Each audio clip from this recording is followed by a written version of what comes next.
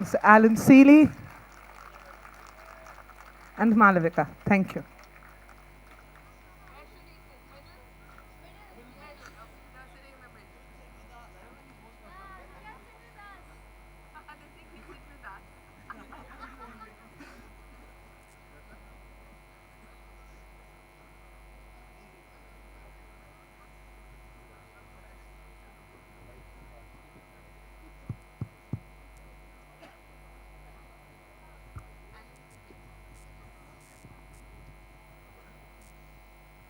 So, good evening, everyone. After the mellifluous voice of Rupi, I'm sounding terrible. But can we have asked for a better final panel for the 2018 Tata Steel Kolkata Literary Meet? So, thank you, gentlemen, for agreeing to do this panel. Thank you, Alan, for doing 2 panels in quick succession. So, with your permission, Mr. Bond, I'll start with Alan because he's a debutant out here. Yes. So, Alan, we cut short your last session, and I just wanted you to, you jump from one genre to the other. You've written this extremely interesting book, which is a mask, which some of us would even have to read up about what a mask is. I remember studying The Mask of Anarchy by Shelley. So, why such a literary form for your recent book, Zelal Dinas? Well, I was saying to the last audience, which apparently is a completely different audience, if I can say. They suddenly grew younger. That's what literature does to you. I was saying if you go to Fatehpur Sikri, first you go through the Diwani Am, which is the public space. And that is where the king heard petitioners. Then there's a narrow entrance into the private space, where only noble people were allowed. And in that area, there is a stage. It's a red stone stage, which has a kind of checkerboard or a chessboard appearance. And it was there that the king used to stage live chess performances. A performance, right? It's not just a game. And he would have live kings and queens and pawns. Yes, live chess pieces. They were drawn often from his harem, and he had a harem of 300. So I went past there many a time, and it occurred to me, since I was writing a Fatehpur Sikri poem, or a cycle of poems, that this was one way of presenting it, that it would be like a mask, which was a form that was used at royal courts in Europe. And I thought, why not bring that form here and set this up as such a performance? So when we named your last session Sealy Nama, it was doffing our hat to the amazing Trotter Nama, and also bringing in the fact that, this is an Akbar Nama, version 21st century. So, this is a time when historical fiction is fishing in troubled waters. So, were you in any way worried about recreating a legendary king like Akbar and presenting him the way you did, walking around? No, what's there to worry about? He's a great king. And not a controversial one as yet, as far as we know. Yeah, we've been surprising ourselves in this matter of late. Possibly Ruskin has a book on Aurangzeb coming up. I don't know. But I don't think they would hurt him anyway. They would probably hurt me over that one. But no, Akbar was a great and a wise king. And if we had him ruling over us today, I would but be he's happy. now losing some battles which he actually won in some textbooks. Well, he'll win them back. Yeah. The truth will always out. Okay. So, though Alan says that, it's not fishing in troubled waters, you have been banned, or you've been actually, you had a case against you once. Oh, yes, but that was 1976, a long time ago, and it wasn't for historical fiction. In fact, it was a short story I'd written for a magazine in Mumbai, and it got me into trouble. You know, there's a risk attached to the writing profession, and sometimes you might just offend somebody or upset somebody, and they'll go and um, file a complaint against you, and that's what happened. And there was this case dragged on in a Bombay court for 2 years before the judge gave me an acquittal, honorable acquittal, because he said he'd enjoyed the story. So, well, it took him 2 years to read What the was story. the story called? But in the meantime, I'd had the mortification of having to be arrested and appearing in court in Bombay on 2 or 3 occasions, because I was quite happy to plead guilty, just to get it all over with. But the publishers, the people who brought the magazine, said, "Mr. Bond, if you plead guilty, we'll have to close down our magazine." So I went along with them, and this case dragged on. So sometimes these things happen. So this was called what? What was the book called? It was called Essentialist. And, So, I mean, can you imagine? He has other sides to him. It's not all about Rusty and that was- trains at night with beautiful women A who may well-rounded not exist. gentleman. So now you know why I became a children's writer. So, you know, the session is called, is the concluding session of our festival. It's also the concluding session of a series we've called At the Republic. Nothing to do with the channel, of course, but so, you know, you have seen the Republic from its birth to now, and from your vantage point in the hills, do you think, what is the most heartening thing? Let's make this a happy session. What really pleases you when you come and meet us, plains people, and, you know, interact with your fans? What is the most pleasing thing about India today? That's for you, Mr. That's Bond. for me.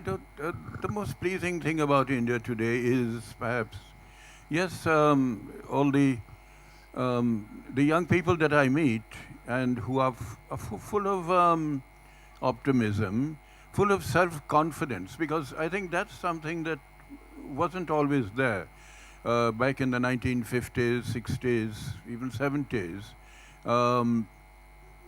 Young people weren't so confident in themselves or of their future. And I think maybe it's due to the spread of education, the fact that by and large the country has prospered over the years. And also young Indians, when they go abroad, they generally do very well. So I think that's probably the most striking thing that I recall. And you, Alan, he has told me Chronicler from the hills is not entirely accurate. Absolutely because wrong. he's in the valley. He's in Dehradun. So I'm a it's- plainsman. He's yes, the hillman. yeah, he's a plainsman. He's just a little below. How far are you from each other?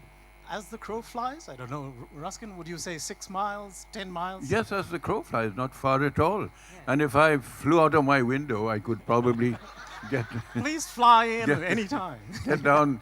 And the trouble is, when I look down from Mussoorie now onto the valley below, it's very often covered by fog or smog, because that is something that maybe dismays me after all these years, is that perhaps the environment isn't as pure or clean or as it used to be. And when can when you we see look upwards? up to the hills, we used to be able to see Mussoorie, but now a 3-story building has come up in between. So, and that's typical of Dehradun today. You know, at one time they were all single-story, and I think that story is being repeated in every small town across India. Yes, particularly up North India, perhaps. Do you think? Okay, yes. So, Alan, you're seeing this changing, you know, landscape. Of course, you see what is. There's a terrible term we use in India: tier 2 cities, which is really I think we're quite tier 3. okay. That's even worse as a term and as a thought. So, you know, what worries you about? I asked him what the good news is about, you know, what's happening in India, and you know, when you see young people, he feels encouraged by their self-confidence. What worries you about India? when what you see around you in your town? I think when I stand at the gate and watch the world go by, which I do quite regularly, I do notice that people are better dressed. Every class, virtually, of society is wearing something that's not rags anymore. So that is very pleasing. But I also see children who should be at school. I see children who should be better nourished. And I think that is the worst crime that we as a nation are committing, that we have disregarded the very little children in a way that our great neighbor to the north did not. And people talk about socialism as being dead. The one good thing that both those socialist countries, I'm speaking of Russia and China, did was that their privileged class was the children. And our underprivileged class continues to be the children. As someone who writes, just to take out what he said and bring it to you, this has also struck me. We never think about our children. They're the first person who mentioned this on this platform was Rahul Bose. He said that a lot of the drug problems in Punjab, for instance, is the apathy towards children. It was a money order economy. Money was coming in and life was comfortable, but not enough was done to educate and, enlighten the new generation. And now they're paying the price for it. As someone who, writes for youngsters, does it worry you, even when you go to schools? There are certain types of schools who can invite you, but there's this whole groundswell who have no access to a lot of the things that, our class, sadly to use another horrible word, seem to take for granted. Yes, education, I think, is a bit lopsided in that there are, if you go up into the villages, particularly up in the hills where I've been, you might find a little village school which won't have a teacher. The kids might come some days, not other days. The teacher might be missing. The roof will be leaking. There certainly won't be any sort of medical help around. So I think if you're off the beaten track or not in not where the politicians usually come around and visit, there is a lot of neglect, and as Allan said, the gap between the haves and the have-nots hasn't really got closer. It's still more or less as it was. Okay. So on that slightly sobering note, I'd like to take both of you back in time and some of our young audiences about Allan Sealy's debut book. This was at a time when a lot of you mustn't even have been a twinkle in your parents' eyes. So he wrote this book, Trotter Nama, which was this incredible saga, and it presented to my generation, which grew up reading only English and American writers writing in English by and large, the possibility of excellence in Indian writing in English. So, for that novel, we weren't around, the Kolkata Literary Meet wasn't around in 1988. That was when it came out. So can we have a round of applause to Mr. Sealy, because that book actually was was a milestone in Indian writing in English. And it was about this Anglo-Indian family. So how much of that was what you saw around you and grew up? It's a happy coincidence that they both are from the Anglo-Indian community, and the third Anglo-Indian to be present today after Derek. So the community is doing well. So what was that novel within you for many years before you wrote it? Oh yes, it was a novel that spanned years and years and years and years. It took a lot of research in many countries and many libraries all over the world because there were documents that I couldn't get at. So I sat in New York, I sat in Sydney, I sat here in the National Library. So just that alone would have taken about 3 years. 3 years of my time, yes. Sorry. Yes, so how much of it was your own family history as well, other I than the did research? bring my own family in at the very end.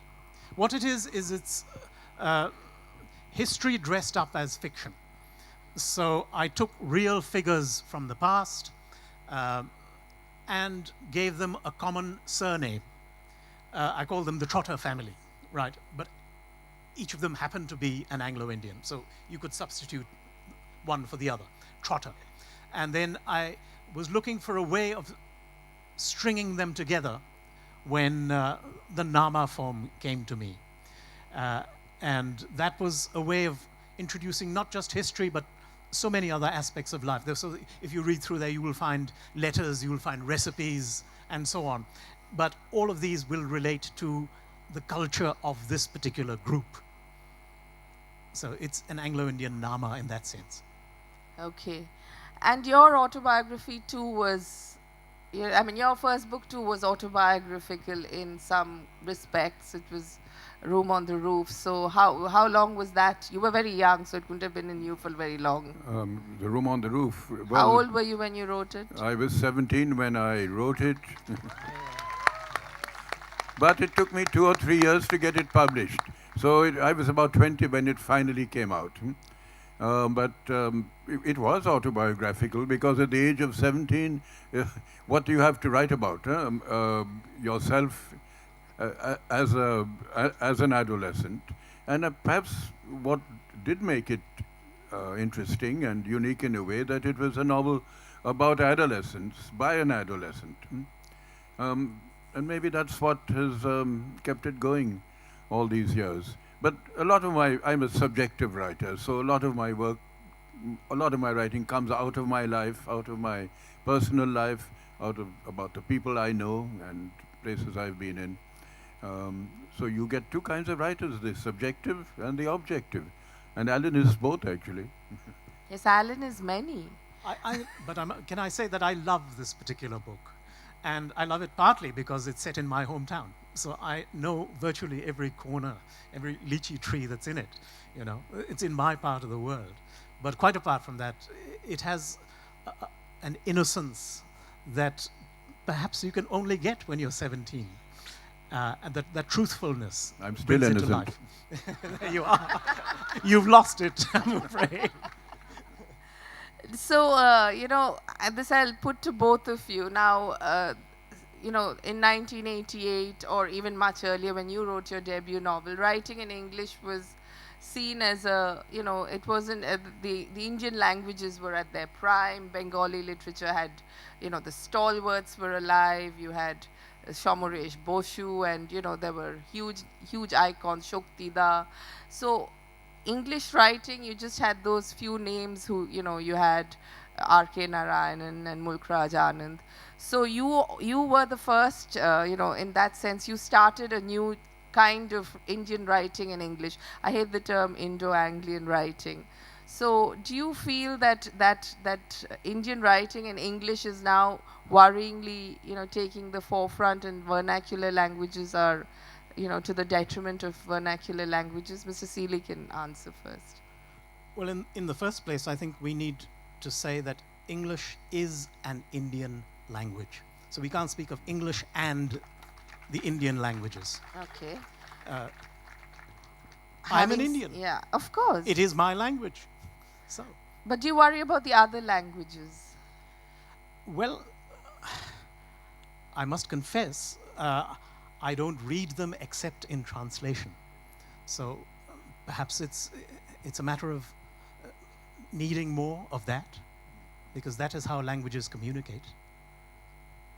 So what about you, Mr. Bond? You know? Yes, I think the word translation is all important here because there is a lot of fine literature in all our regional languages. And of course, it varies, I think, from one region to another.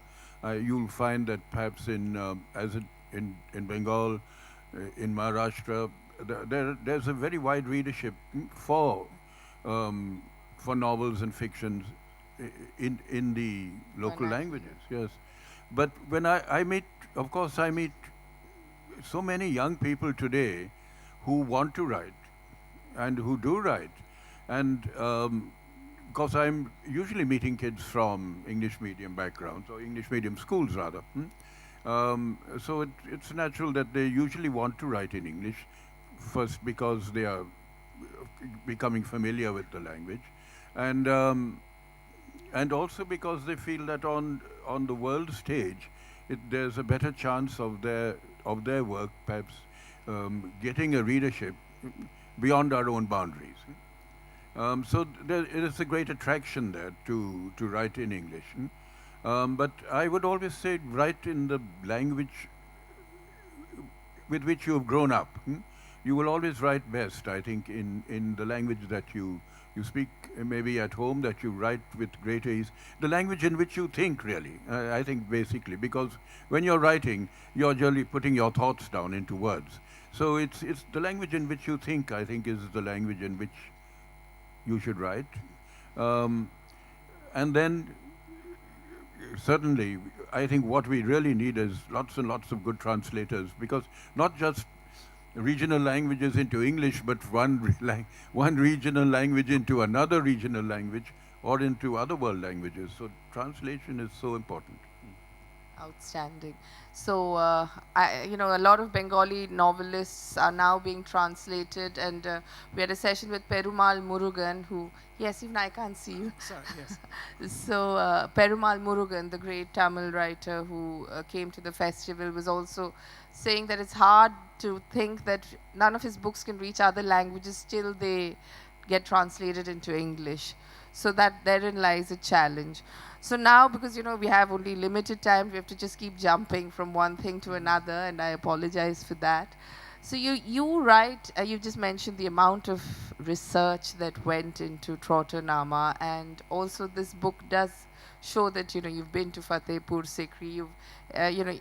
There is a sense of you knowing that there's a familiarity which isn't heavy on the book, but it is there. So how much do you enjoy this research, and is it in some ways a pleasure in itself? The research in the case of the Fatehpur Sikri book was not bookish research. It was just on my feet. So I went back and back and back. How to many that. times? 7 times. Has anybody here been to Fatehpur Sikri 7 times? Well, this little boy here. You have. You live there. Okay. He may be the ghost. Okay. Yes, so it was a pleasure, a great pleasure. And one of the greatest pleasures was discovering a little garden in the citadel, which had been covered over. And it was only unearthed after several centuries. About 100 years ago, the Archaeological Survey of India unearthed this, which is now called the Zenana Garden. It is one of the most beautiful places on earth. And I used to simply go there and sit on a hot summer's day in the month of June, blazing sun, and you're cool. And it's this little enclosure with grass and a little pavilion and a terrace with a slope down which water flows. Heaven. So is all research that heavenly? Well, I don't mind books either. I don't mind getting lost in a book or in a manuscript. So that is also a pleasure of a different kind. Yes, but I notice in your book the research is there, but it doesn't weigh it down. And I mean this in the nicest possible way. It's the research is there because you are writing this book, but sometimes a book can be overpowered by excessive detail, which we see in a lot of historical fiction. You want to add this, and then you want to add that, and then the Yes, story kind of gets a little bent over by the weight of the research. So how do you strike that fine balance of knowing it all, and then but keeping your story at the primary point of the whole project? I don't know. You have to make every sentence live. And to be convincing, it can't be weighed down with knowledge. Knowledge that's inherited. Somehow that has to be translated into flesh and blood. And once that is on the page, then it will convince. and it will please. And if it pleases you in the writing, there's a fair chance it's going to please you in the reading. So who are the reader. who are the writers you think nail this historical fiction genre really well? I don't read historical fiction. Oh my God. Truly, I So find whom it do you read? unpalatable, almost inedible. You know, I mean traditional stuff, right? And fantasy stuff too. You know, there's a lot of excitement about Game of Thrones, that kind of thing. It I'm leaves me afraid I cold. don't. It leaves me totally Does it? cold. Okay, yes. I'm so glad to hear that. I just don't understand what it's all about. So I was interested in Akbar not as a historical figure, Akbar as a man. So I wasn't concerned with the battles he fought, the victories he won. I was interested in, you know, his, was there a little infidelity that he was ashamed of? You know, what were his human flaws? And that's what I explore in this book. And that's the best I can hope to do with history. Otherwise, I'm going to be securely in the present, which is where I belong, and I'm very happy being here, not there.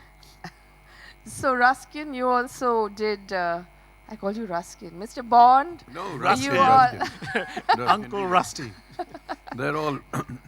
I have no connection with any other Bond. Huh? This is. you have a bond with us in Calcutta. That's good enough for us. So you also dabbled with. We discussed the flight of pigeons, and you know, you read extensively. You've started taking out a collection of Bond's favorite murder mysteries and stuff. So, what do you read? No, I'm interested not in historical fiction, certainly in the history of books and writers, you know, and over the years. And I would say enjoy reading a book, say Lawrence Stearns, A Tristram Shandy, published in the 18th century. Now that's a book that will give you I tell heard you a the shudder history of go that. through all the MA students. You will learn yeah. history because it was written in that particular period. So, but I wouldn't want to, as you know, read romantic historical fiction. And the flight of pigeons. Well, I didn't do much research because apart from going to the little town of Shah Jahanpur, where in fact my father was born, and going to all the places where these particular events happened, because it's a true story. So all I had to do was retell it in a way. Okay. I think just before we throw it open to the audiences, I'll ask each of you a certain question. So, Allan, you know, do you think the current Lit Fest tsunami, there are about 100 now, is a tough thing to do for writers because they're writing these books in the, you know, in the seclusion of their, you know, writing rooms and desks. I've been to where Mr. Bond writes. And then you're supposed to come, face, I don't know, 600-700 people and be delightful. So as a reluctant Lit Fest attendee, what makes you come and what makes you not come more often? Well, I'll tell you something. I've been wooing him for 5 years. This is the first time I've felt that a book needed a little bit of a push.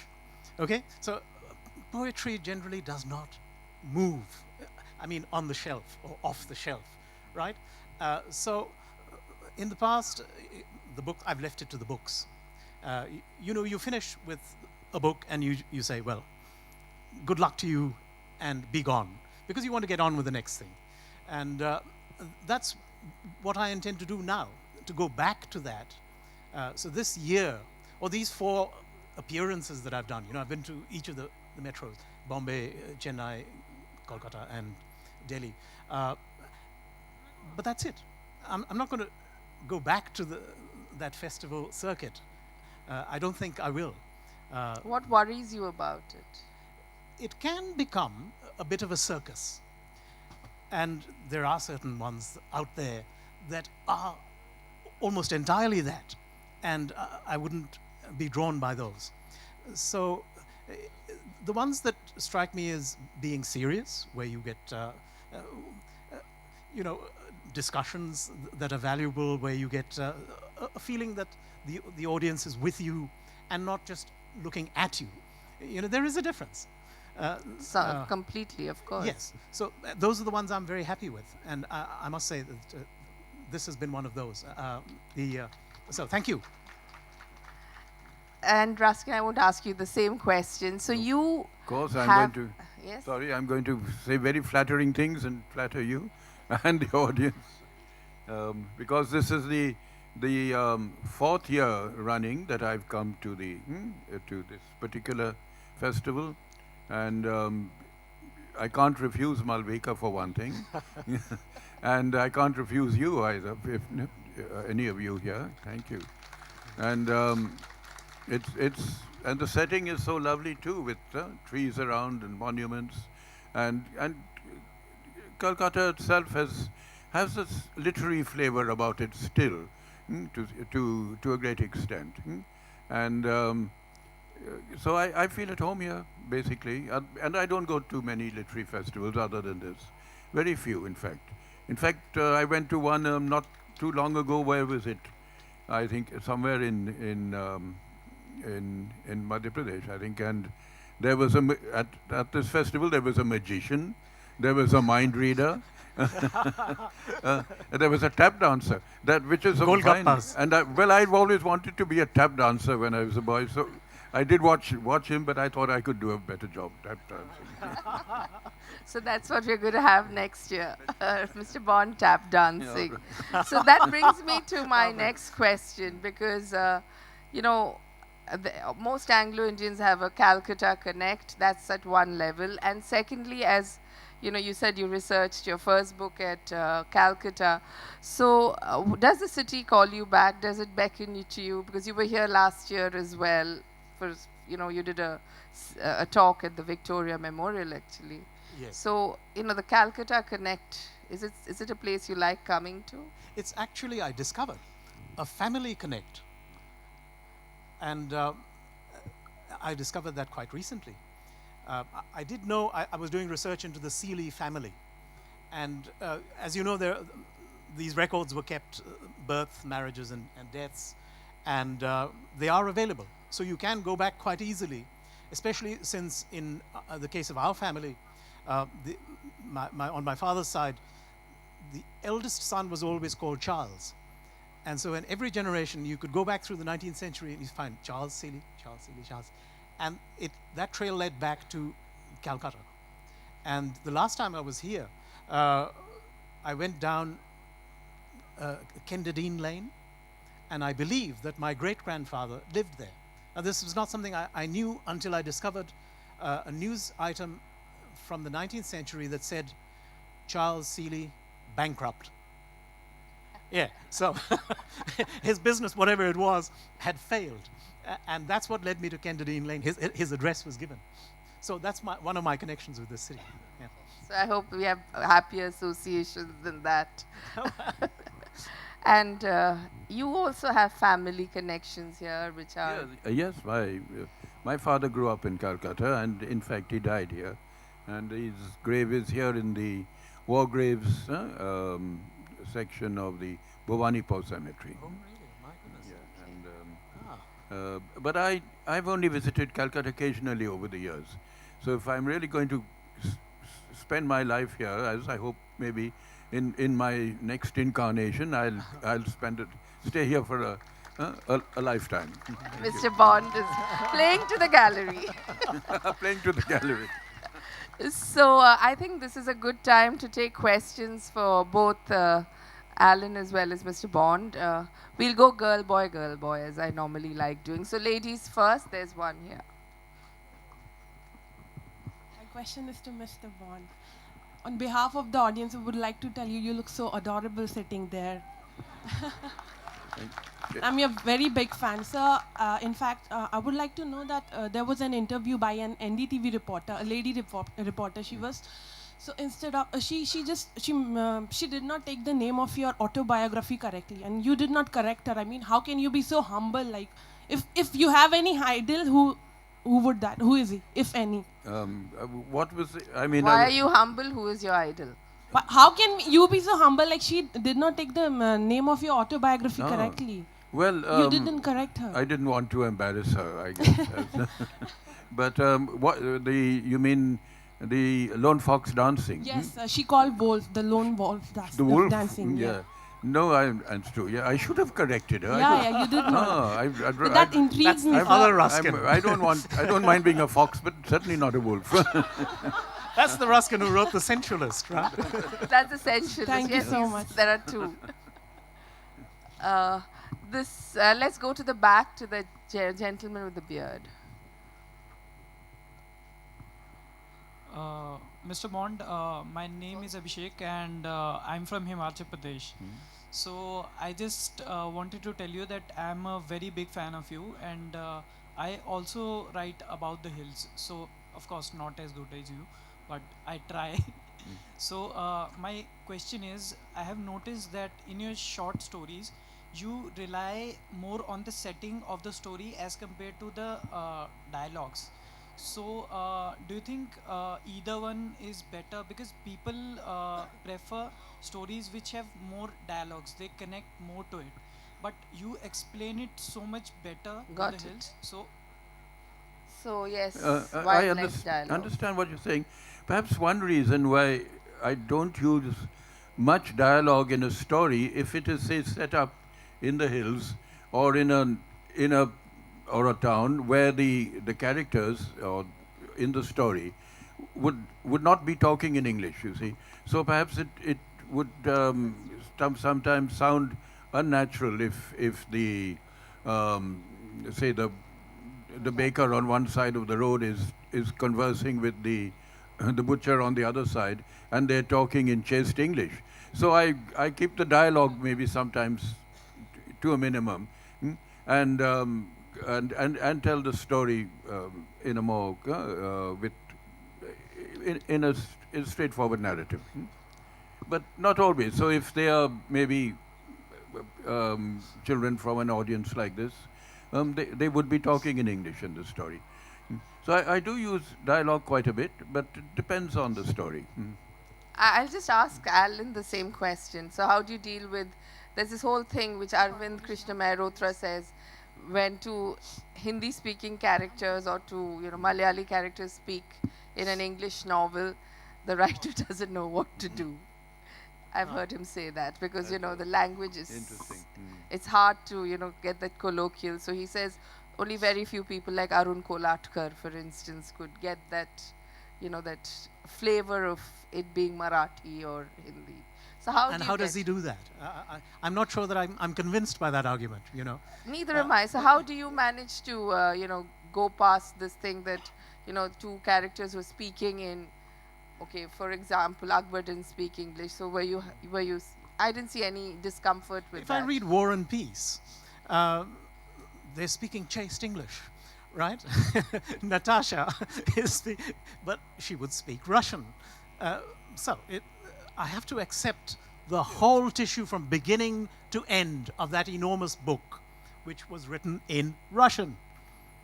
And it will remain blank to me until I accept every English word, all those thousands that make up the whole picture, including the dialogue. So it's never a problem It's for you. not a problem. Okay. So Good evening to all. My question to Mr. Bond is that what do you like most about your seclusion in Landor? that's a lovely question.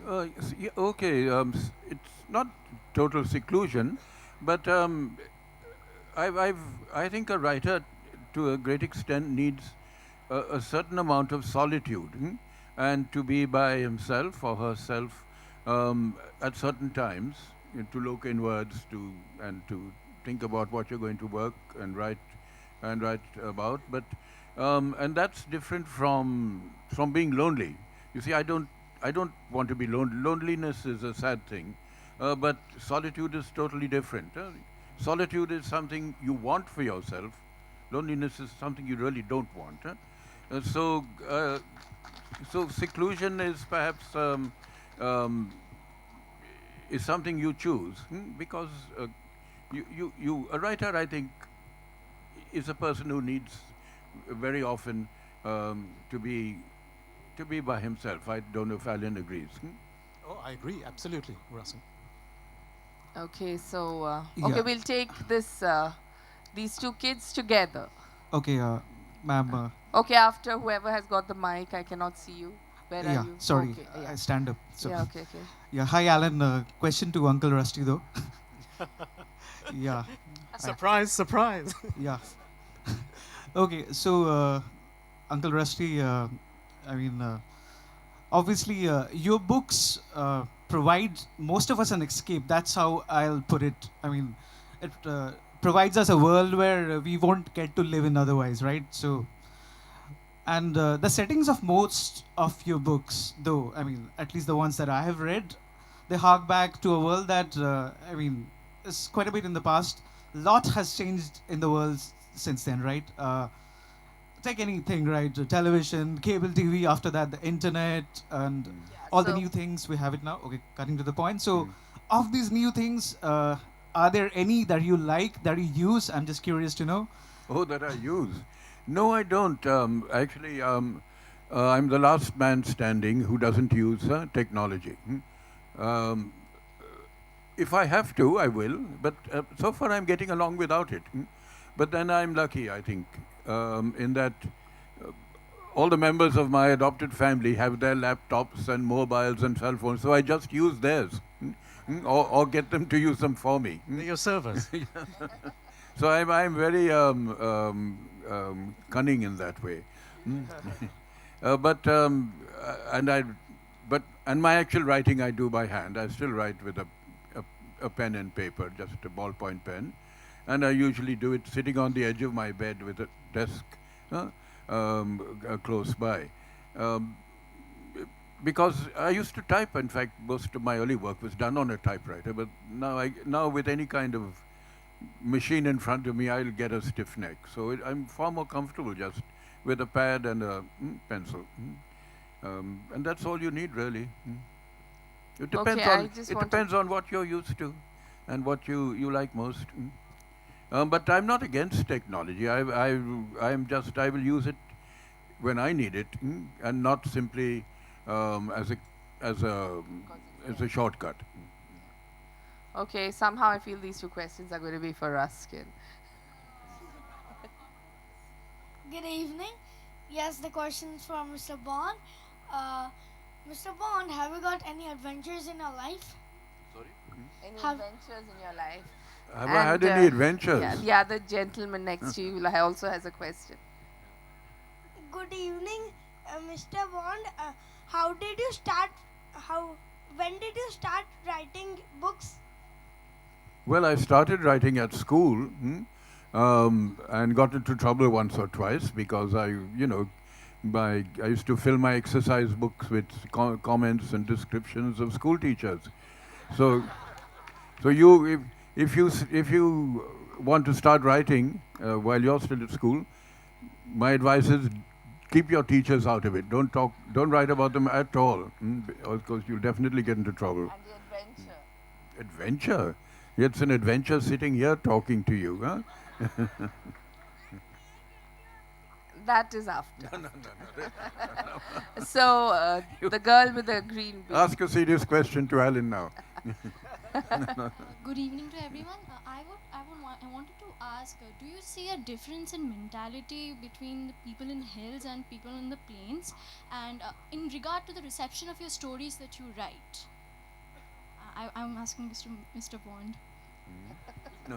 No, there's no great difference between people in the plains and in the hills, but of course you are conditioned by your environment, and if sometimes living in the hills you encounter various difficulties, in distance, maybe in the absence of roads to certain areas, in the lack of medical facilities.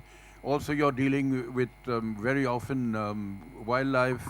There are villages up in the mountains which are deserted simply because you can't grow anything.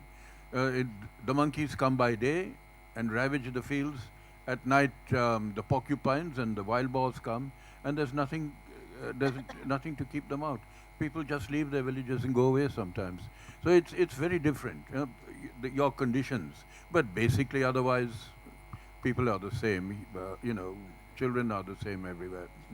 Yeah, I was just going to ask both of you, does it worry you that, you mentioned it briefly, that everything's changing in your part of the world with, haphazard constructions, lots of, I went there a year and a half ago. I was amazed at the number of new buildings that are coming up in Dehradun and pretty much right up to Landor. So does it worry you? And I tell you what worries me. and is also the- to ask you, because you then go to New Zealand, which is just, Okay, you need to explain that my wife is from New Zealand, right? And there was a time in the 90s when we did live there. But in this century, we've lived in Dehradun. So this is where we are, or that is where we are. The thing that worries me is that the quality of the air has gone down, or it's catching up with other major cities. And now you can watch. Of course, Ruskin, he wouldn't because you don't have a laptop presumably, and you don't. Okay, but you can actually just type in air quality index for India, and instantly you will get a picture, which will give you city by city the readings for that day. And at one time, I used to think, okay, Delhi, and I felt sorry for Delhiwalas. But now I'm not so sure. Because Delhi, while the score is often in the 900s, Dehradun is catching up. And it has simply to do with the vehicles, possibly other things as well. So that is a bit worrying for me.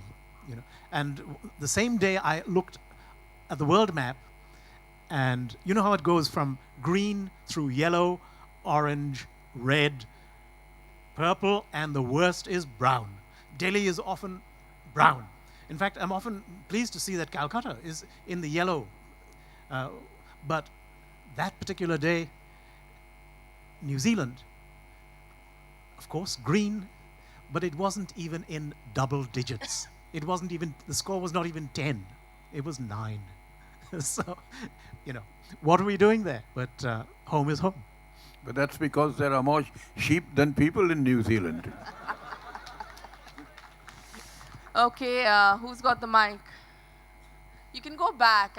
Poor things. There's one hand with a white wrist, or there's a silver watch right at the back, with some specs as well. Yeah, she stood up.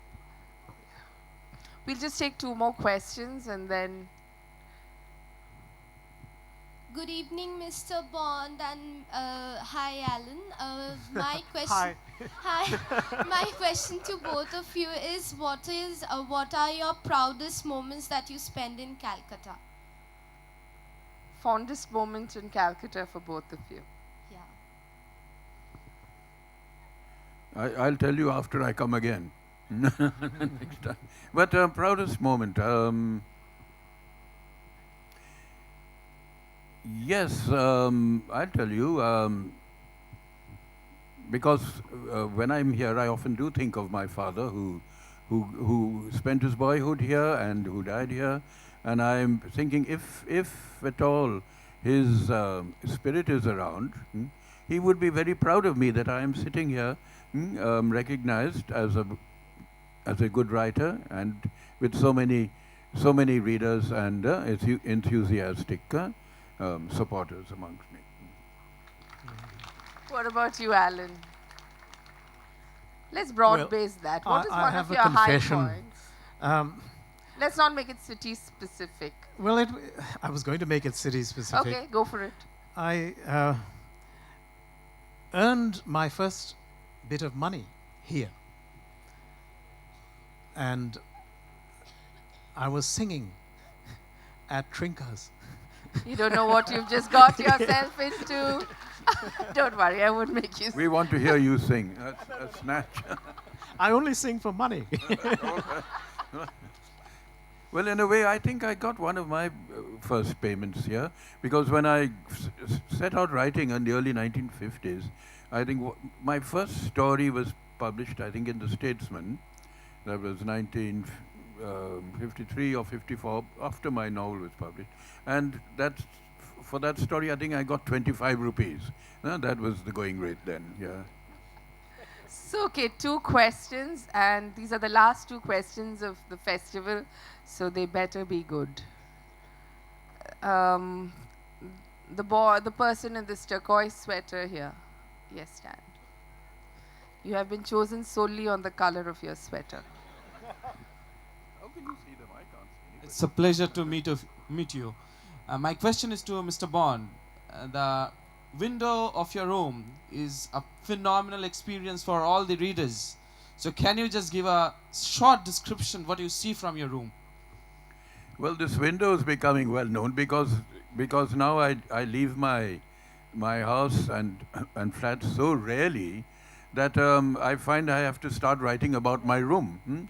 And the window actually it gives me so much to write about because not only do I look out over the mountains and the valley and at the people passing below and the water tap and the traffic, but also I get visitors. I get the odd bird coming in, and even there's an alcoholic crow because I had placed my jug of beer on the near the windowsill, and this crow came and sat there and dipped his beak in, and swallowed some beer. I had another dip, and flew away. And next day was back again, just as I was having my beer. And now it comes quite regularly, and it staggers away too after a time. So so I've got something to write about now, the alcoholic crow. So now the final question. I'm sorry, I will be here all night otherwise. Good evening. My question is to Mr. Bond. Would you kindly share the experience of your first autograph with all of us? And also, would you give it to us today? Yeah, that comes later. Okay. First autograph you ever signed. The first autograph I ever signed, gosh, I don't know. That was at the. I'll tell you something. You know, if you ever have to sign an autograph on a sheet of paper, don't do it at the bottom, because at the top somebody will write, "I owe you 2 crore rupees" or something, and your signature's there.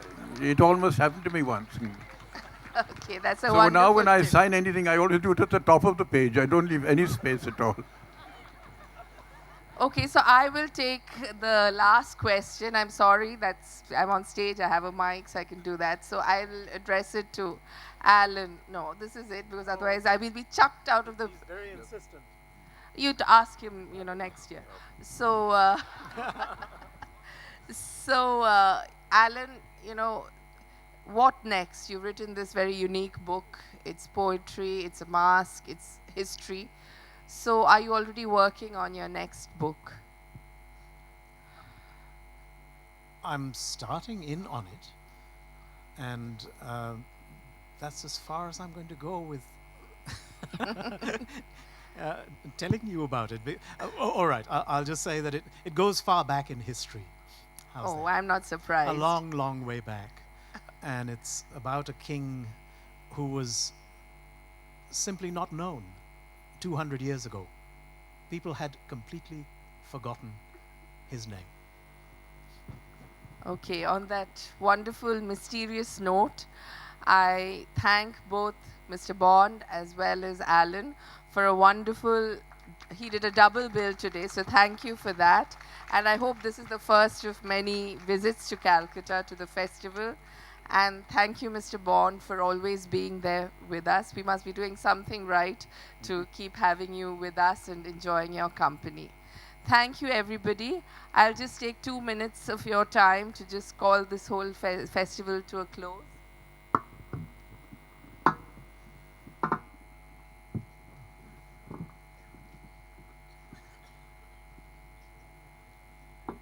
So I'd like you all to take out your phones and go to the calendar of 2019 and put in the dates, the same dates as this year, January 22nd to 27th. And thank you all for being here. It's been an absolute delight to have you all with us.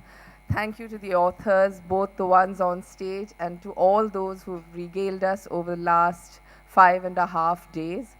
None of this would be possible without the Victoria Memorial Hall and Tata Steel, our main sponsors, and with the support of other patrons like Standard Chartered, Srey, Exide, Manyavar, SoftBank, Rizal, British Council, and Khadims. Such festivals take a lot of effort to mount, and without the support of these companies, we would not be able to mount it to this scale. It's growing every year, so the last thank you goes to my audience. Thank you so very much. So please, a round of applause for yourselves, and see you next year. And in the interim, please keep reading. Mr. Bond will be signing books here, and Allan will be signing books at the bookstore. So make your way to either venue accordingly. Thank you so very much. Have a wonderful evening and a great year.